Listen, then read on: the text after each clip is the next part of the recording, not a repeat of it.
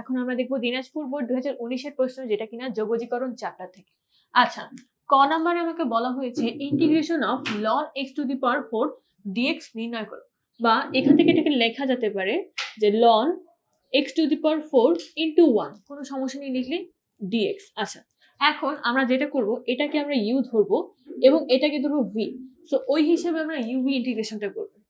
তো সেটা যদি ইউ ধরি তাহলে এখানে কি থাকছে, ইউ দ্যাট ইজ কি আমার ln x⁴ into 1 dx minus ddx of u, that is ddx of ln x⁴ into আমার এগেন হচ্ছে 1 dx, এই পুরোটার হচ্ছে আবারও dx।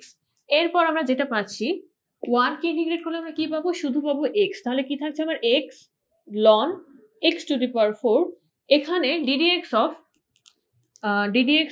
ln x⁴ এর ভ্যালু কত আসবে আমার 1/x⁴ into ddx of 4x, x⁴, যেটার ভ্যালু কত 4x³।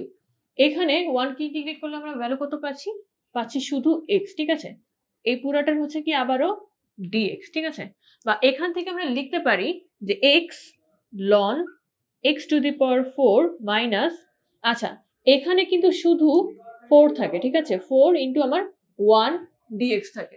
সো এটাকে লেখা যেতে পারে যে x ln x⁴ মাইনাস, আমি যদি 1 কে ইন্টিগ্রেট করি তাহলে কত থাকছে আমার x, আর যেহেতু সবগুলো ইন্টিগ্রেশন করা শেষ আমরা জাস্ট লাস্টে একটা কনস্ট্যান্ট c নিয়ে আসছি। বা এটাকে আমরা লিখতে পারি x কমন নিলে লেখা যায় ln x⁴ মাইনাস 1 প্লাস হচ্ছে আমার c। এটাই হচ্ছে কিন্তু আমার আনসার।